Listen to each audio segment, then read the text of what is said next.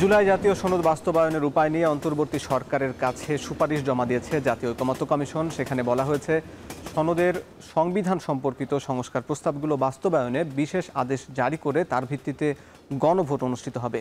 গণভোটে প্রস্তাব পাশ হলে আগামী সংসদ সংবিধান সংস্কার পরিষদ হিসাবে ২৭০ দিনের মধ্যে সংবিধান সংস্কার করবে। সংবিধান সংস্কার পরিষদ শিরোনামে আজকের ভোটের ট্রেনের আলোচনা করতে চাই। সঙ্গে আছে আমি হাসিব বিল্লাহ। গণভোটে বাস্তবায়ন আদেশ ও সংস্কার প্রস্তাব পাশ হলে আগামী জাতীয় নির্বাচনে নির্বাচিত প্রতিনিধিদের সমন্বয়ে সংবিধান সংস্কার পরিষদ গঠন করা হবে। এই সংবিধান সংস্কারের জন্য এই পরিষদকে গাঠনিক ক্ষমতা দেওয়া হবে।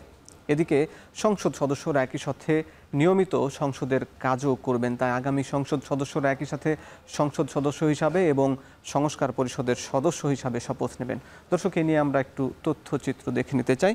আমি দেখছি যে তাহলে আগামী জাতীয় সংসদের দুইটি ভূমিকা থাকবে। একটি হচ্ছে জাতীয় সংসদ এবং সংবিধান সংস্কার পরিষদ।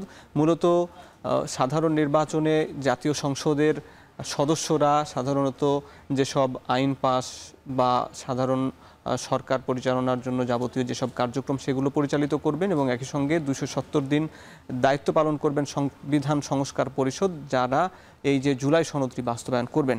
এছাড়া এই জুলাই সনদ বাস্তবায়নের জন্য কিছু ক্ষমতা দেওয়া হবে। সেই ক্ষমতাগুলো বা সংবিধান সংস্কার পরিষদের কিছু কাজ রয়েছে, সেগুলো একটু দেখে নিতে চাই।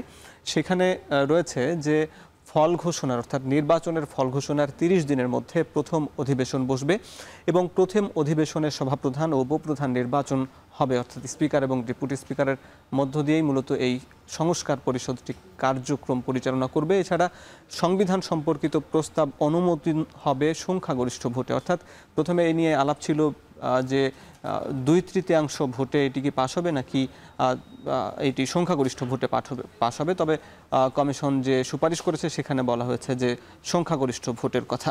এদিকে কোরামের জন্য প্রয়োজন হবে ৬০ সদস্যের উপস্থিতি। এছাড়া পরিষদ ২৭০ দিনের মধ্যে সংস্কার সম্পন্ন করবে। এছাড়া সংস্কারের ৪৫ দিনের মধ্যে পিআর পদ্ধতিতে উচ্চকক্ষ গঠন হবে। যদি এটি বাস্তবায়ন হয় তাহলে মূলত ৪৫ দিনের মধ্যে পিআর কক্ষ, অর্থাৎ আগামী সংসদ দ্বিকক্ষ বিশিষ্ট যেটি হবে, যে কমিশন যে সুপারিশ করেছে সেটি যে এখন বর্তমানে নিম্নকক্ষ আছে ৩০০ সদস্যের এবং ৫০ সদস্য যে সংরক্ষিত নারী আসন, এর বাইরেও একটি উচ্চকক্ষ গঠন হবে যেটি মূলত ১০০ সদস্যের।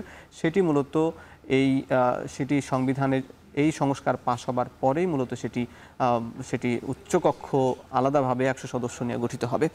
দর্শক, এই উচ্চকক্ষের আমরা আরেকটু তথ্যচিত্র দেখে নিতে চাই। উচ্চকক্ষ গঠনের জন্য বা এটি পাশ করার জন্য দুইটি বিকল্প সুপারিশ করা হয়েছে। তার মধ্যে একটি হচ্ছে ২৭০ দিনের মধ্যে বাস্তবায়নে ব্যর্থ হলে স্বয়ংক্রিয়ভাবে সংবিধানে অন্তর্ভুক্ত হবে। অর্থাৎ এই যে যাবতীয় জুলাই সনদের যা কিছু রয়েছে ৮৪টি প্রস্তাবের মধ্যে সংবিধানের সাথে সম্পর্কিত যে ৪৮টি প্রস্তাব, এটি পাশ করার জন্য মূলত ২৭০ দিন মেয়াদ, এর মধ্যে যদি পাশ না হয় তাহলে এটি স্বয়ংক্রিয়ভাবে বাদ হয়ে যাবে। এছাড়া আরেকটি বিকল্প স্বয়ংক্রিয়ভাবে সংবিধানে অন্তর্ভুক্ত হবে, দুঃখিত। এছাড়া বিকল্প ২, সেটি হচ্ছে ২৭০ দিনের মধ্যে সংবিধান সংস্কার করবে এই সংস্কার পরিষদ এবং সেখানে কোনো বাধ্যবাধকতা থাকবে না। দর্শক, দেখছেন ভোটের ট্রেন। RICL TMX, যুগের পর যুগ স্থাপনা থাকে মজবুত। VRM প্রযুক্তির RICL TMX।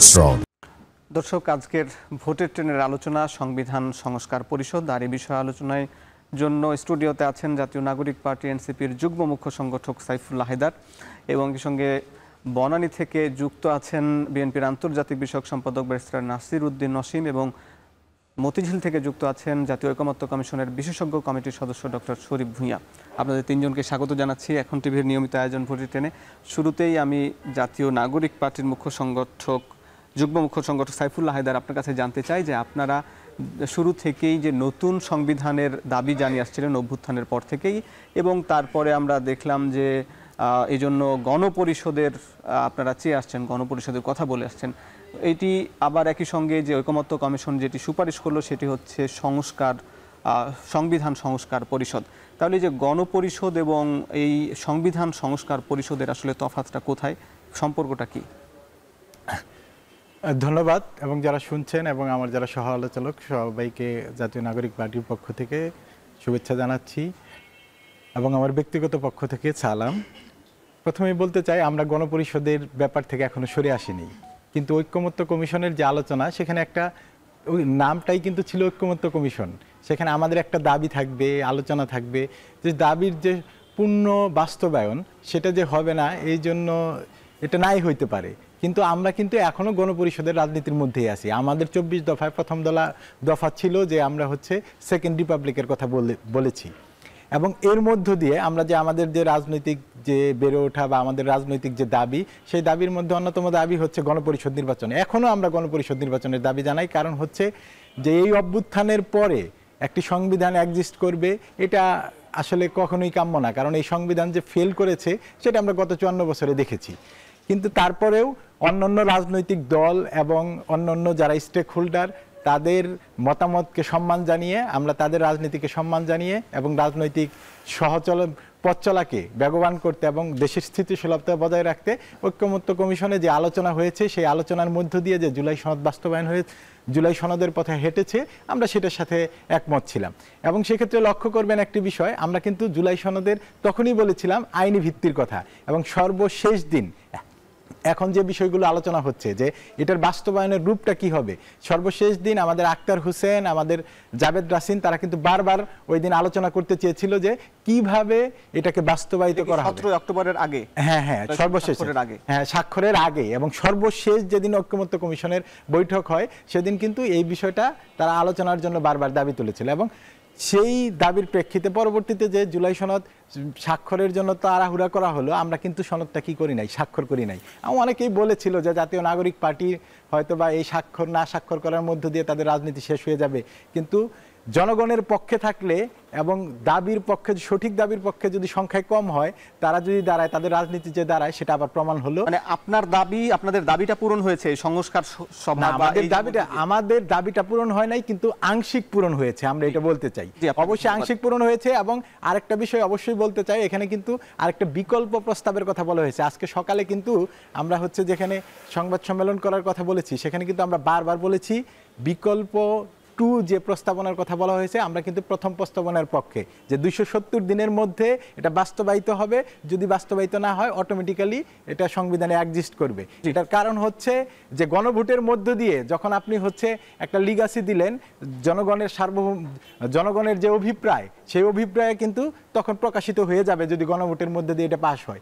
কিন্তু তারপরে আবার এটাকে লেন্দি করা বা দ্বিতীয় প্রস্তাবনায় রাখা, এটার কোনো যুক্তিকতা নাই। এই জন্য আমরা প্রথম প্রস্তাবনার পক্ষে। আপনাকে ধন্যবাদ। এই বিষয়ে আমরা একটু বিএনপির মতামত জানতে চাই, যে এই যে সংবিধান সংস্কার সভার যে সুপারিশটি করা হয়েছে, জাতীয় ঐকমত্য কমিশন সরকারকে জমা দিয়েছে, আসলে এই সংস্কার সভা বা সংস্কার পরিষদের বিষয়ে বিএনপির অবস্থানটা কি, বা ব্যারিস্টার নাসিরউদ্দিন ওয়াসিম ভাই? ধন্যবাদ আপনাকে, আমার সহ আলোচক যারা শুনছেন এবং দর্শক শ্রোতা সকলকে শুভেচ্ছা জানাচ্ছি।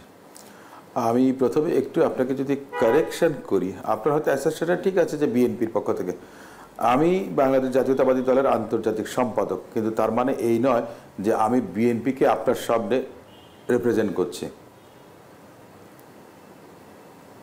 জি ভাই, শুনছি। আমার বক্তব্য হচ্ছে স্পষ্ট জিনিস।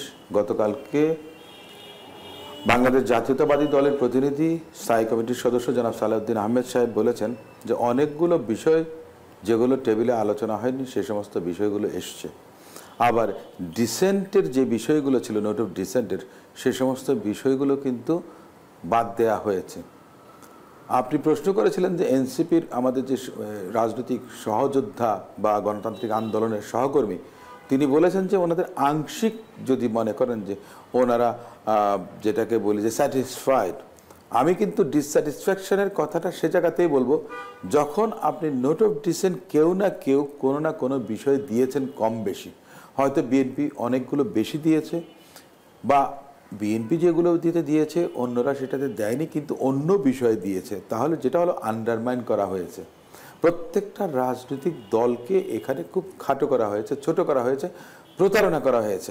আমি ব্যক্তিগতভাবে আমি একজন আইনজীবী, ডক্টর শরীফ ভুইয়া তিনি নিজেও আইনজীবী। দেখুন, ঐকমত্য কমিশনের সভাপতি অন্তর্বর্তীকালীন সরকারের প্রধান উপদেষ্টা। এই ঐকমত্য কমিশনের বেশিরভাগ সভা অনুষ্ঠিত হয়েছে সহসভাপতি ডক্টর আলী রিয়াজের সভাপতিত্বে। আপনি ঐকমত্য কমিশন করেছেন, কে করেছে? সরকার করেছে। সরকার করার পরে এই ঐকমত্য কমিশন কাকে আপনার দিয়েছে জমা? সরকারকে দিয়েছে। সভাপতি কে? ডক্টর মোহাম্মদ ইউনূস। আমার একটা প্রশ্ন ব্যক্তিগতভাবে বা একজন আইনজীবী হিসেবে বা নাগরিক হিসেবে, কেন তখন প্রশ্ন আসেনি যে অন্তর্বর্তী সরকারের প্রধান উপদেষ্টা যিনি, সরকারের যিনি প্রধান, তিনি ওই ঐকমত্য কমিশনের কেন সভাপতি থাকলেন? এখানেই প্রশ্নটা বা বিতর্কের বিষয়টা আসবে। এখন অন্তত নতুন করে আমি অন্তত রেজ করি। কেন করি? আপনি কি নিজের বিচারের জন্য নিজে বিচারক হতে পারবেন? ইউ ক্যানট বিকাম এ জাজ for your own cause. Doctor Sharif Bhuiyan সাহেব নিশ্চয় আমার সঙ্গে দ্বিমত করবেন না। তো সেদিক থেকে আমি বলবো যে অনেকগুলো নতুন প্রশ্নের অবতারণা হয়েছে। আমরা যখন বলি যে 270 দিনের মধ্যে যদি সেটা সংসদে পাশ না হয় বা পরিষদ যদি পাশ না করে বা if they keep themselves silent, তাহলে সেটা অটোমেটিক সংবিধানে সংযোজিত হয়ে যাবে। তাহলে আমরা যে জিনিসটা জানি, আমাদের প্রচলিত সংবিধান এবং সংসদের কার্যক্রম বা কার্য বিবরণী থেকে স্পিকার সংসদে যেটা পাশ হবেন সেটা রাষ্ট্রপতির কাছে তিনি প্রেরণ করবেন। রাষ্ট্রপতি স্বাক্ষর সই যেটাই করেন এবং পরবর্তীতে গেজেট নোটিফিকেশনের মাধ্যমে সেটা আইন কিংবা সংবিধানের পার্ট হয়ে আসবে। তাহলে কি আমরা কি কাউকে কি ইগনোর করছি না? এই যে বিষয়গুলো, এই সমস্ত বিষয়গুলো কিন্তু আগামীতে বাংলাদেশের সর্বোচ্চ আদালতে চ্যালেঞ্জ হবে না, এই কথাটা কি আপনারা গ্যারান্টি দিয়ে বলতে পারেন? তার মধ্যে আবার কিছু কথা আছে যে বিবেচনা করতে পারবেন, বিবেচনার বিষয়। তার মানে সেটা কোয়ালিফাইড, আনএকুইভোক্যাল না। এই যে এক ধরনের সন্দেহ তৈরি করা, এটা একটা অস্থিতিশীল পরিবেশ নির্বাচনের আগে তৈরি করবে। কারণ এগুলো বিতর্কের অবতারণা শুরু হয়ে যাবে, এ ব্যাপারে কোনো সন্দেহ নেই। আপনাকে ধন্যবাদ। আমি আপনার কাছে শুনবো আরও বিতর্কের অবতারণার কথা বললেন। এখানে রয়েছেন ঐকমত্য কমিশনের বিশেষজ্ঞ টিমের সদস্য ডক্টর শরীফ ভূঁইয়া এবং একই সঙ্গে তিনি সংবিধান সংস্কারের কমিশনের সদস্য ছিলেন। আপনার কাছে একটু জানতে চাই যে এই ঐকমত্য কমিশনে যে বিষয়গুলো আলোচনা হয়নি বলে বলা হচ্ছে, যে সংস্কার পরিষদ সভার বিষয়টি, সেটি নতুন করে এটিকে বিএনপির স্থায়ী কমিটির সদস্য সালাউদ্দিন আহমেদ বলেছেন এটি নতুন আইডিয়া। তো আসলে এই নতুন আইডিয়া কি প্রস্তাব কেন করলেন আপনারা?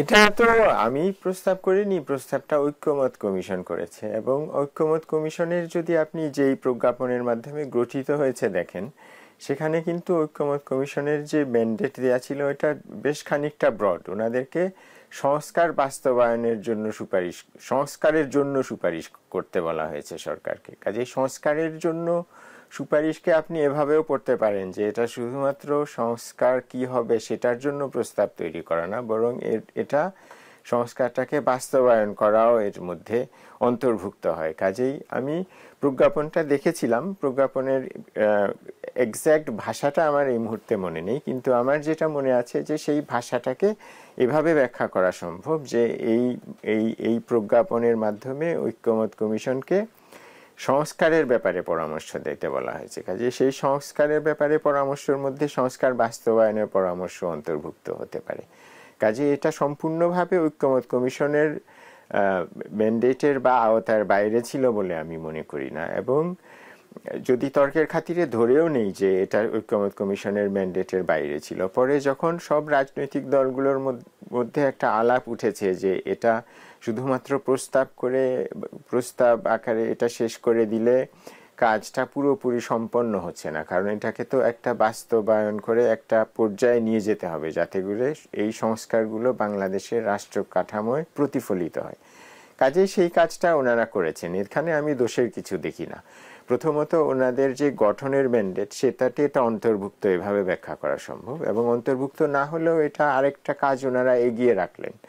এই বাস্তবায়নটা কিভাবে করা যায় সেই পরামর্শ ওনারা সরকারকে দিয়েছেন। সেই পরামর্শ অনুযায়ী সরকার কাজ করতে পারে, নাও করতে পারে, সরকার খানিকটা ভিন্নভাবেও করতে পারে, কিন্তু এই পরামর্শ দেওয়ার মধ্যে আমি দোষের কোনো কিছু দেখি না। আচ্ছা, এখানে আপনারা বলেছেন যে বা ঐকমত্য কমিশন যে সুপারিশ করেছে তার মধ্যে একটি হচ্ছে যে মানে 2টি বিকল্প প্রস্তাব দেয়া হয়েছে। তো তো এইখানে দুইটি বিকল্পর মধ্যে একটি হচ্ছে যে এনসিপির যেটা পছন্দ করছে, তারা বলছে যে 270 দিনের মধ্যে যদি এটি বাস্তবায়ন না হয় তাহলে স্বাভাবিকভাবে স্বয়ংক্রিয়ভাবে এটি সংবিধানে অন্তর্ভুক্ত হয়ে যাবে, এবং আরেকটি হচ্ছে এটি সংবিধানে অন্তর্ভুক্ত হবে না। এই বিকল্প প্রস্তাব আসলে কেন দিলেন? আমার ধারণা ঐক্যমত কমিশন শুরু থেকেই বলছিল যে ওনারা সরকারকে একাধিক বিকল্প দিবেন, যাতে সরকারের হাতে একাধিক অপশন থাকে। সেই চিন্তা থেকে হয়তো ওনারা দুটো বিকল্প প্রস্তাব দিয়ে থাকতে পারেন।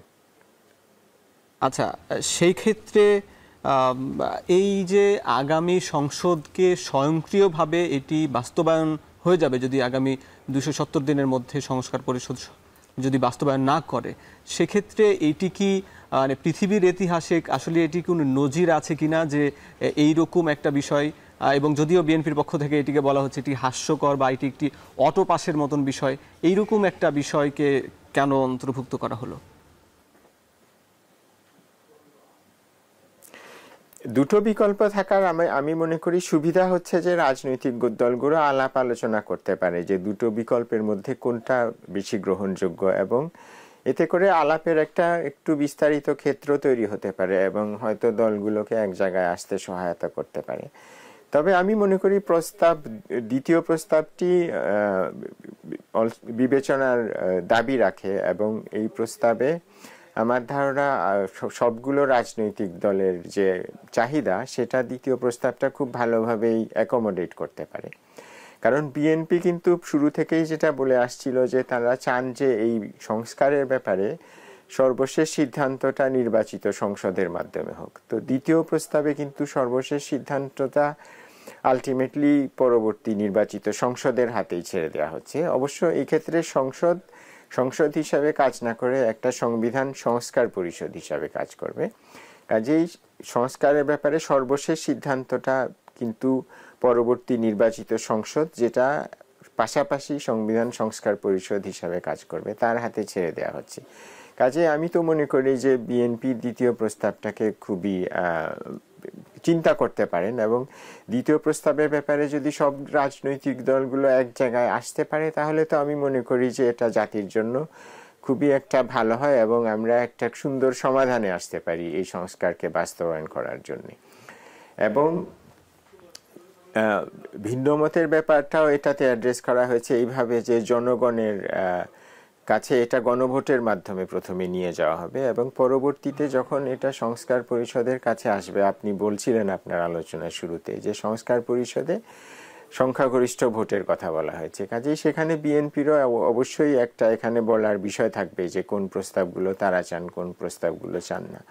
এমনকি যারা বিরোধী পক্ষ, যারা হয়তো কিছু সংস্কারের কথা বলছেন যেটার ব্যাপারে বিএনপির ভিন্ন মত আছে, এমনকি তারাও যদি তাদের প্রস্তাবের ব্যাপারে সংখ্যাগরিষ্ঠ সমর্থন জোগাড় করতে পারেন সংস্কার পরিষদে, তাহলে সেই সংস্কারগুলো হয়তো পরবর্তী সংসদ পাশ করতে পারে। কাজে আমি তো মনে করি যে দ্বিতীয় প্রস্তাবের মাধ্যমে সবগুলো রাজনৈতিক দলের চাহিদা অ্যাকোমোডেট করা সম্ভব, এবং দ্বিতীয় প্রস্তাবটা এমন যে এখানে সবগুলো দলের একমত হওয়ার যথেষ্ট সুযোগ আছে, এবং এই একটা ঐতিহাসিক মুহূর্তে কিন্তু বাংলাদেশে আমরা দাঁড়িয়ে আছি, এবং এই ঐতিহাসিক মুহূর্তটা আমরা কিন্তু অনেক ত্যাগের বিনিময়ে পেয়েছি। 1000-এর মতো মানুষকে জীবন দিতে হয়েছে, হাজার হাজার তরুণকে তা পঙ্গুত্ব বরণ করতে হয়েছে, দৃষ্টিশক্তি হারাতে হয়েছে, এবং এই যে একটা গভীর ত্যাগের বিনিময়ে, এবং এই ত্যাগ আমি তো বলবো শুধুমাত্র জুলাই আগস্টের না, এই ত্যাগ গত 15-16 বছর ধরে এই জাতিকে করতে হয়েছে। কারণ দেশে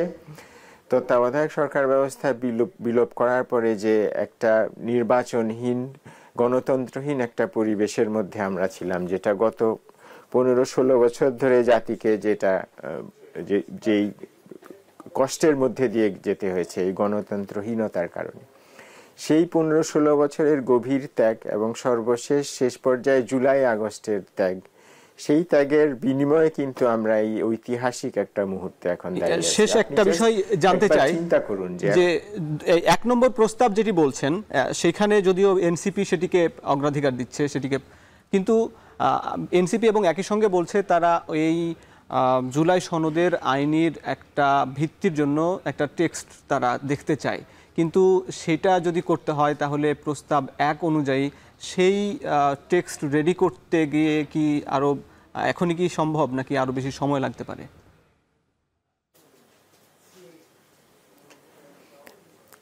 সেটার জন্য তো অবশ্যই কিছু সময় লাগবে, কারণ প্রথম প্রস্তাব অনুযায়ী যেটা হলো, আপনাকে প্রথমে একটা পূর্ণাঙ্গ সংবিধান সংস্কার বিষয়ক আইন তৈরি করতে হবে।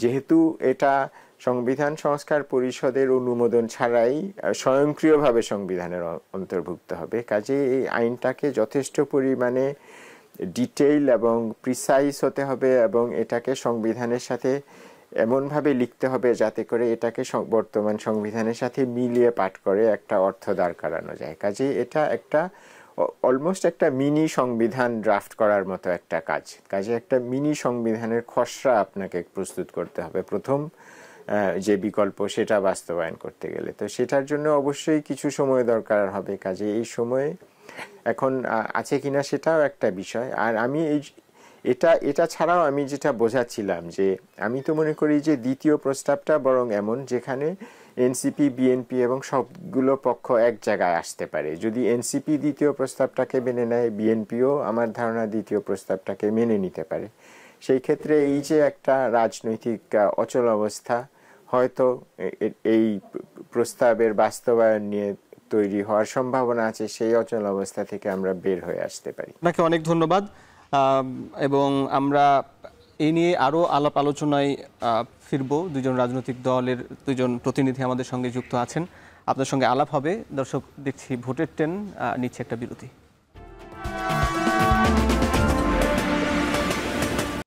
দর্শক, আলোচনা করছি ভোটের ট্রেনে সংবিধান সংস্কার পরিষদ নিয়ে। আর এই বিষয়ে আলোচনায় স্টুডিওতে আছেন জাতীয় নাগরিক পার্টির যুগ্ম মুখ্য সংগঠক সাইফুল্লাহ হায়দার এবং সরাসরি যুক্ত আছেন বনানী থেকে বিএনপির আন্তর্জাতিক বিষয়ক সম্পাদক ব্যারিস্টার নাসির উদ্দিন অসীম। আপনাদের দুজনকে আবারও বিরতির পর স্বাগত।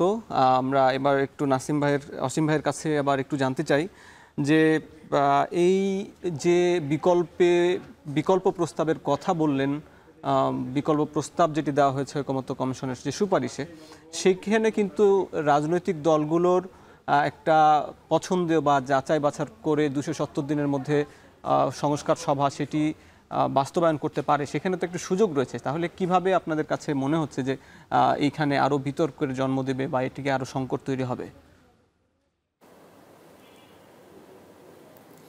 দেখুন, আজকে প্রায় এ পর্যন্ত বোধহয় ঐকমত্য কমিশন 70-এর বেশি সেশনে মিলিত হয়েছিলেন। সে জায়গাতে সব জায়গায় কিন্তু ঐকমত্য করা সম্ভব হয়নি। নোট অফ ডিসেন্ট প্রত্যেকটা রাজনৈতিক দল দিয়েছেন, কম বেশি বিভিন্ন ইস্যুতে দিয়েছেন, বিভিন্ন ইস্যুতে দিয়েছেন। আপনি এটা কিভাবে আশা করেন যে 270 দিনের মধ্যে তারা একমত পোষণ করবেন? আবার যেখানে আপনি রেখে দিয়েছেন যে বিবেচনা করতে পারেন, বিবেচ্য হতে পারে, অর্থাৎ ম্যান্ডেটরি না, সেটা হচ্ছে যে এক ধরনের ডিরেক্টরি বা এই জাতীয় কিছু, অর্থাৎ একটা অপশন আপনি সেখানেও রেখে দিচ্ছেন। অপশন রাখা মানে সেখানেও অনৈক্যের জায়গাটা তৈরি করে রেখেছেন আপনি। দ্বিতীয় যে কথাটা আমি আগেও বলেছি, সেটা নিয়ে কিন্তু কেউ বলেননি বা আলোচনা করেননি। সরকার ঐকমত্য কমিশন করে দিয়েছেন, ঐকমত্য কমিশন সরকারের কাছে প্রস্তাবটা দেবেন। এখন এই ঐকমত্য কমিশনের সভাপতিকে আমি বলেছি মাননীয় প্রধান উপদেষ্টা। কাকে দেবেন? অন্তর্বর্তী সরকারের প্রধানকে। তিনি কে? সেই মাননীয় প্রধান উপদেষ্টা। তার মানে কি যেই লাউ সেই কদু। আপনার তাহলে সেটা প্রথমেই করা উচিত হয়নি, ওনার সেখানে থাকা উচিত হয় না, কিংবা প্রত্যেকটা রাজনৈতিক দলের সেখানে আপনার আপত্তি তোলা উচিত হয়েছিল। আমি বলেছিলাম যে একজন জাজ সাহেব নিজের কোনো বিষয় নিয়ে বিচার করতে পারেন না, তিনি বিব্রত হন। ওনাকে যদি কেউ প্রধান করতে চাইতেন কিংবা সভাপতি হতে বলতেন, সেটাও ওনাকে বিনয়ের সঙ্গে রিগ্রেট করা উচিত ছিল। তাহলে প্রথম থেকেই আমি মনে করি যে এখানে একটা গলদ রয়ে গেছে। এ কারণে আমি বলছি যে এখান থেকে কোনো রেজাল্ট আসবে বলে আমার মনে হয় না। আর বড় বিষয়টা হচ্ছে যে 48টা বিষয় নিয়ে হা না ভোট হবে। আপনি কিভাবে জানেন যে 270 দিনের মধ্যে সেটা আইনে পরিণত হবে? নাও তো জয়যুক্ত হতে পারে। আমি তো ডেফিনেটলি বলতে পারি না যে হ্যাঁ জয়যুক্ত হবে। বড় বিষয় যেটা, এবং খুবই গুরুত্বপূর্ণ বিষয়, আমার গোষ্ঠীতে অনেকে আছেন যারা অক্ষর জ্ঞান নেই।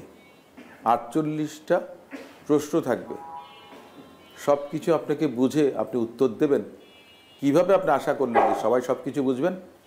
40টা প্রশ্ন হচ্ছে না, এটা মূলত একটি প্যাকেজ আকারে যাচ্ছে এবং একটি প্রশ্ন হচ্ছে টোটাল আদেশের উপর। সেই জায়গায় জনগণ যে কোনো হ্যাঁ অথবা না একটি অপশন থাকবে। 48টা বিষয় না, এই 48টা বিষয়, এই 48টা বিষয় আপনি হ্যাঁ নাকি না, 48টার প্রত্যেকটাতে যে আমি হ্যাঁ বলবো এমন কোনো কথা নেই। আমার মত থাকতে পারে হ্যাঁ এবং না এর পক্ষে।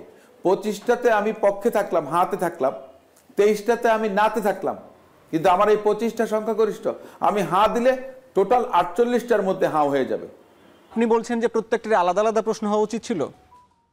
সবচেয়ে বড় কথা, নিঃসন্দেহে আলাদা আলাদা প্রশ্ন। এমনকি আমি একটা কথা বলি, প্রত্যেকটা প্রশ্ন, একটাও যদি প্রশ্ন থাকে, নিরক্ষর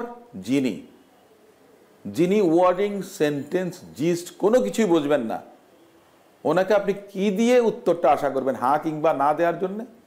যিনি জানতেই পারলেন না, আমি আপনার কাছে আমাদের যিনি জানলেন না,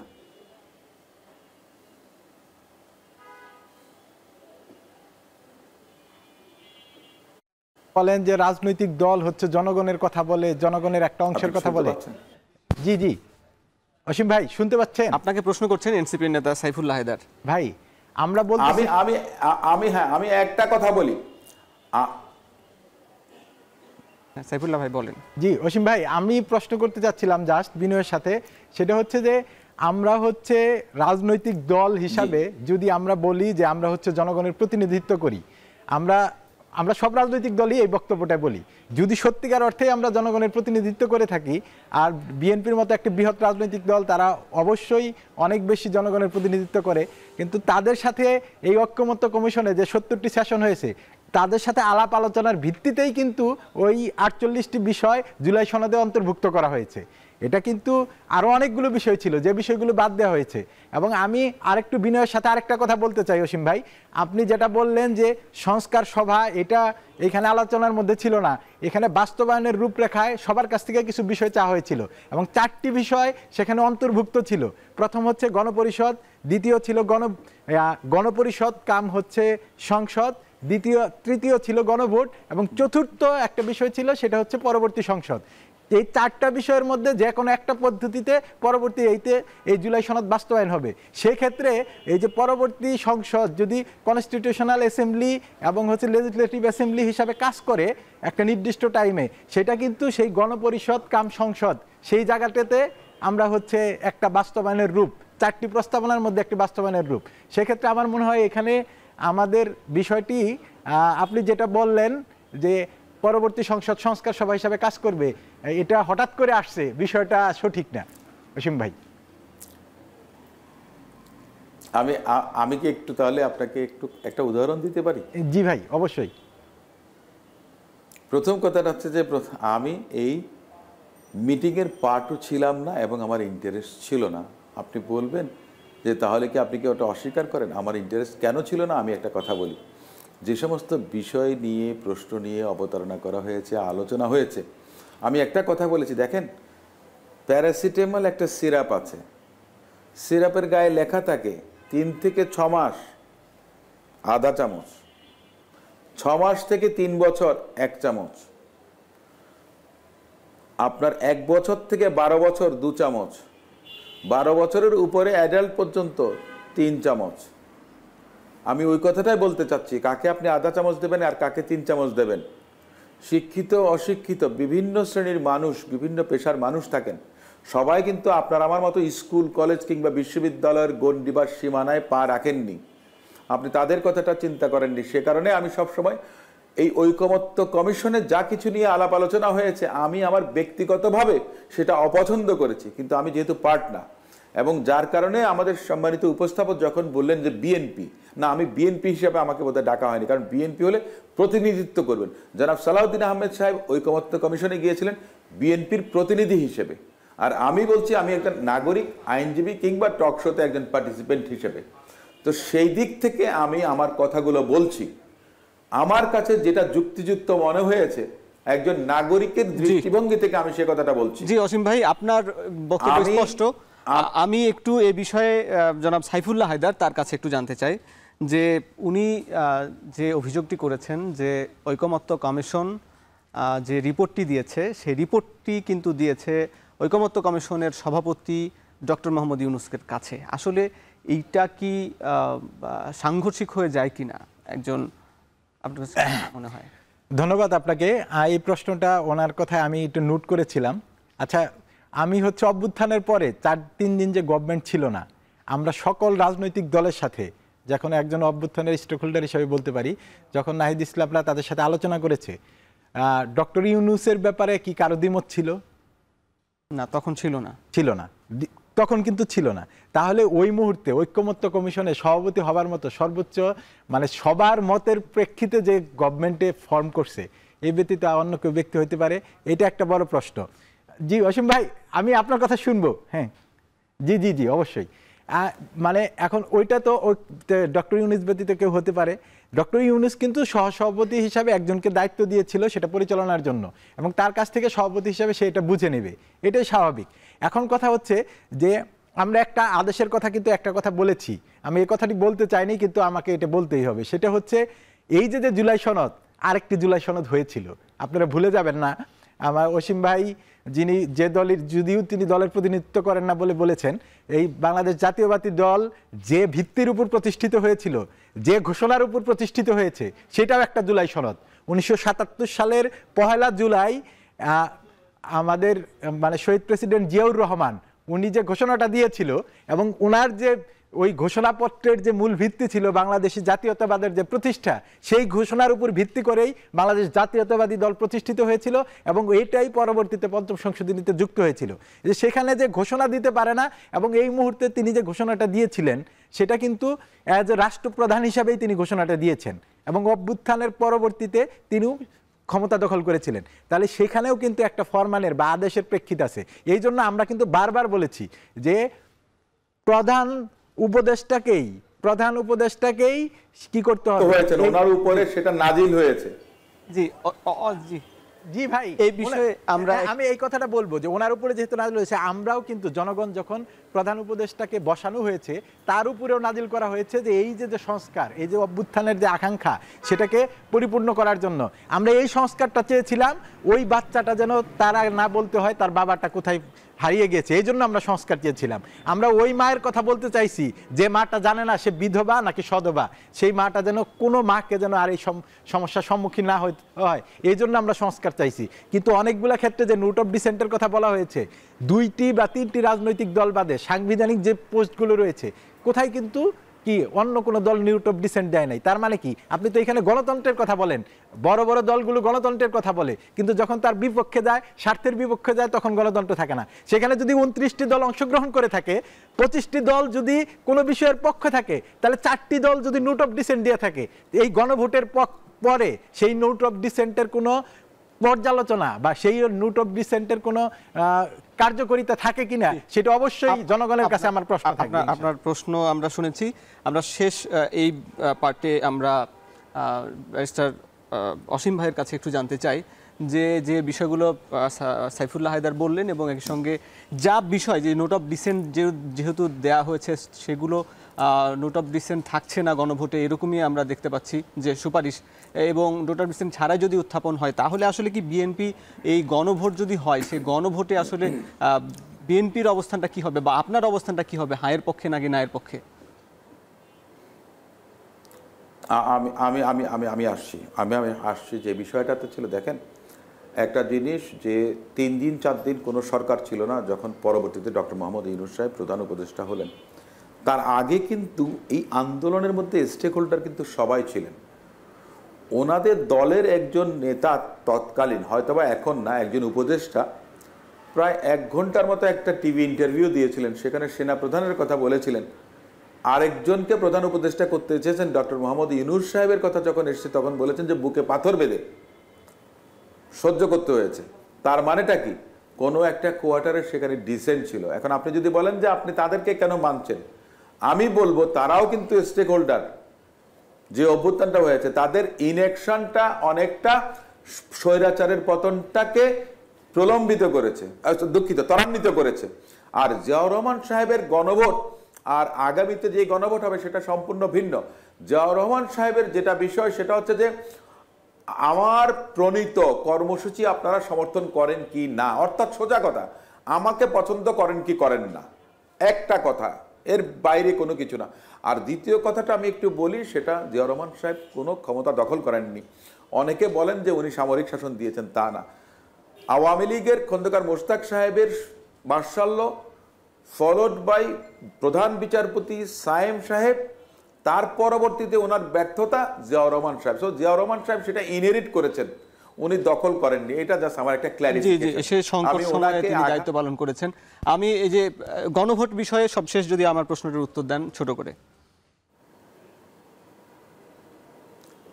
না, গণভোটের বিষয় যেটা বললেন যে ডিসেন্টের বিষয়টা থাকবে না, সেখানে কিন্তু এই 270 দিনের মধ্যে সেটা সংবিধানে সংযোজিত হবে এই কথাটাও ছিল না।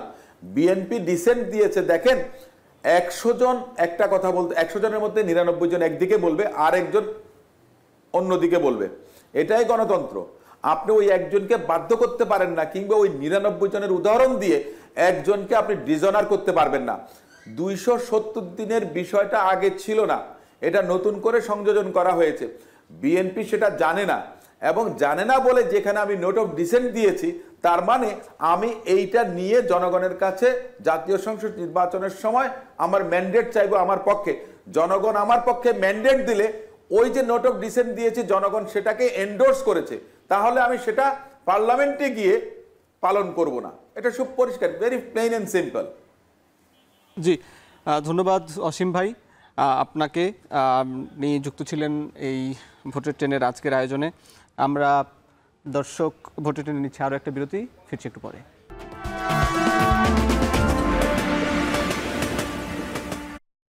বিরতির পর স্বাগত। দর্শক দেখছেন ভোটের ট্রেন। সংবিধান সংস্কার পরিষদ নিয়ে সাধারণ মানুষের মতামত জেনেছেন ঝালকাঠি থেকে সহকর্মী আলামিন তালুকদার। তার কাছ থেকে জেনে নিই খবরাখবর। ঝালকাঠি থেকে ভোটের ট্রেনে যুক্ত হচ্ছি আমি আমিন তালুকদার। সংবিধান সংস্কারের আলোচনায় এখন সবচেয়ে আলোচিত বিষয় সংবিধান সংস্কার পরিষদ। যে পরিষদ রাষ্ট্র সংস্কারের লক্ষ্যে তৈরি, জুলাই জাতীয় সনদের ধারাগুলো সংবিধানে অন্তর্ভুক্ত করবে। কিন্তু এর মেয়াদ এবং গাঠনিক ক্ষমতা নিয়ে তৈরি হয়েছে বিতর্ক। চলুন জেনে নেই সাধারণ মানুষ এ বিষয়ে আসলে কি ভাবছে। 72 সাল হইতে সেই সংবিধান যে কাটাছেড়া অমুক সমুক হইতে আছে, যেটা মানুষের কল্যাণে কিছু আসে না, মানুষের ন্যায্যতার ভিত্তিতে আসে না। আমরা চাই এমন একটা সংবিধান যেটা মানুষের কল্যাণের জন্য আসবে। আমি চাই এমন একটা সমাজ গড়ুক, এমন একটা সংবিধান আসুক যাতে সবাই সমতা পায় এবং সবাই তাদের অধিকার ভোগ করতে পারে। আগামী সংবিধান আসলে তরুণদের যুগোপযোগী সমতা, ন্যায্যতা, যেটা আসলে আগামী প্রজন্মের জন্য সুফলতা নিয়ে আসবে, বা আসলে এমন সংবিধান না যেখানে আপনার বারবার কাটাছিটা হবে। সংবিধানটা এমন হোক যেটা তরুণ নির্ভর হবে, যেটা তরুণদের সামনে এগিয়ে নিয়ে যেতে পারবে। আর সংবিধানটা এমন চাই যে যেটা নারীর অধিকার হরণ করবে না বা তরুণদের অধিকার হরণ করবে না। সংবিধান সংস্কার পরিষদের কাছে অবশ্যই আমাদের অনেক প্রত্যাশা রয়েছে, কিন্তু আমরা বিগত দিনে দেখেছি যে আমাদের জাতীয় সংসদে যেই দল ক্ষমতায় থাকে তারা তাদের স্বার্থ সিদ্ধ করার জন্য তাদের সুবিধা মতো সংবিধান বারবার কাটাছেঁড়া করা হয়েছে। কিন্তু আমরা চাই এমন একটি সংবিধান যেখানে এই বাংলাদেশের আপামর জনগণের আশা আকাঙ্ক্ষার প্রতিফলন ঘটে। সংবিধান একটি রাষ্ট্রের প্রাণ, এটি মানুষের আশা ও বিশ্বাসের প্রতিচ্ছবি। তাই মানুষ চায় এমন এক সংবিধান যা ন্যায়, সমতা আর গণতন্ত্রের ভিত্তি আরও মজবুত করবে ভবিষ্যৎ প্রজন্মের জন্য। আমিন তালুকদার, এখন ঝালকাঠি। সংবিধান সংস্কার পরিষদ নিয়ে আলোচনা করছি। আলোচনা আছেন এনসিপির যুগ্ম মুখ্য সংগঠক সাইফুল্লাহ হায়দার। সাইফুল্লাহ হায়দার, আপনি একটু বলেন যে কমিশন যে প্রস্তাব দিয়েছে তার মধ্যে একটি হচ্ছে যে আগামী সংসদ বা সংস্কার সভায় যদি সেই জুলাই সনদটি বাস্তবায়ন না হয় তাহলে সেটি স্বয়ংক্রিয়ভাবে সংযুক্ত হবে। আসলে এইটি তো অগণতান্ত্রিক পদ্ধতি, আপনারা এই পদ্ধতিটাকেই বেছে নিলেন কেন? এটি আরেকটা বিকল্প পদ্ধতি আছে যেটি সংস্কার পরিষদকে কোনো বাধ্য করা হবে না, তারপরও আসলে আপনারা প্রথম প্রস্তাবটির পক্ষে কেন? এই যে প্রথমেই আপনি বললেন এটি অগণতান্ত্রিক পদ্ধতি, এটি একটি ভুল শব্দ। কারণ হচ্ছে অবশ্যই একটি গণতান্ত্রিক পদ্ধতি। কারণ হচ্ছে আপনি কি করতেছেন, আপনি এই সনদটাকে গণভোটের মাধ্যমে দিচ্ছেন, এবং তার পূর্বে আমরা কিন্তু বারবার বলছি ডক্টর মোহাম্মদ ইউনূসই এই আদেশটা ঘোষণা করবে। আমি 1977 সালের সেই ঘটনার কথা আবার বলি, তখন কে ঘোষণা করেছিল? রাষ্ট্রপ্রধান হিসেবে মেজর জিয়াউর রহমান সেই আদেশটা ঘোষণা করেছিল, এবং তারপরে হচ্ছে গণভোট হয়েছে। এবং সে কিন্তু সেই সংশোধনীটা তিনি একটা ভুল করেছিল, যে পঞ্চম আবার একটা সংশোধনীর মাধ্যমে সেগুলো যুক্ত করেছিল, যা পরবর্তীতে কি করছে, কোর্ট বাতিল করে দিয়েছে। এই জন্য আমরা বলেছি এই সংশোধন না, এটা সংস্কার হবে। সংশোধনী এবং সংস্কারের পার্থক্যটা অবশ্যই আপনি জানেন, যে একটি জিনিস ভুল হয়েছে আমি এটাকে সংশোধন করলাম, আর সংস্কার হচ্ছে একটি জিনিস রয়েছে তাকে আরও কতটা ভালোভাবে আমি উপস্থাপন করতে পারি, এটাকে কত সুন্দর করে রূপান্তর করতে পারি, সেটা হচ্ছে সংস্কার। এখন আমরা কেন বলতেছি যে এটা অটোমেটিক্যালি যুক্ত হবে? কারণ আমরা তো একটা আলাপ আলোচনার মধ্য দিয়ে একটা জায়গায় আমরা পৌঁছেছি, সেটাকে পরবর্তী সংসদের হাতে আপনি হচ্ছে 2/3 মেজরিটি বা আপনি অনেক বেশি বড় দল বলে আপনি বেশি ভোট পেলেন, সেজন্যই আপনি পরবর্তী সংসদে গিয়ে সেটা পরিবর্তন করে ফেলবেন। এটা তো হইতে পারে না। এতগুলো মানুষের রক্তের যে দাম সেটা আপনি দিতে পারেন? আর এটা তো বিএনপির বা অন্যান্য যে রাজনৈতিক দলগুলো, নাম বলতে চাই না, যারা হচ্ছে এই কথা বলতেছে যে এটা হচ্ছে অগণতান্ত্রিক, তাদের তো সব থেকে বেশি এটাকে অ্যান্ড্রোস করা উচিত। এই জন্য যে ইলিয়াস আলী থেকে শুরু করে তাদের যে মানে নেতাকর্মীরা যারা গুম হয়েছিল, পরবর্তীতে যারা খুন হয়েছে, এদের কি কারণে হয়েছিল? এই সংবিধানের মধ্য দিয়ে আগের যে প্রধানমন্ত্রী উনি হচ্ছে সকল কিছু তার নিজের মধ্যে রেখেছিল, এবং তার এই নিজের মধ্যে রাখার যে প্রবণতা, এই কারণে পুরো রাষ্ট্রতন্ত্রটা একটা মাফিয়াতন্ত্র সে কায়েম করতে পেরেছিল। এখন আমরা কি জন্য সংস্কারটা চাচ্ছি? প্রত্যেকটা সাংবিধানিক পোস্টে আমরা হচ্ছে একটি সিস্টেমের মধ্যে দিয়ে নিয়োগের কথা বলেছি। আমরা একজন মানে তারা সবাই যারা যেটা মেনে নিয়েছে, আমরা আমলাতান্ত্রিক থেকে শুরু করে বিচার বিভাগ থেকে শুরু করে প্রত্যেকটি সংস্কার কিন্তু এই সংবিধানের মধ্য দিয়ে যে 48টি অনুচ্ছেদের পরিবর্তন হবে সেটা কিন্তু এটার মধ্যে দিয়ে হয়েছে। এবং সেই জিনিসটাকেই জাতীয় নাগরিক পার্টি মনে করে, কেন আমরা এখনো যে সিগনেচার, এটা আপনার মাধ্যমে বলতে চাই, আমরা যে সিগনেচার করি নাই সেটার অন্যতম কারণ হচ্ছে যতক্ষণ পর্যন্ত না এটার আদর্শ হচ্ছে ততক্ষণ পর্যন্ত এটার সাংবিধানিক আইনে ভিত্তি পাচ্ছে না।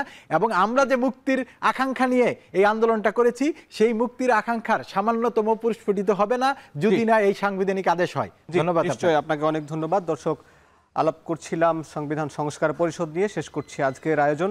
দেখা হবে আগামী পর্বে।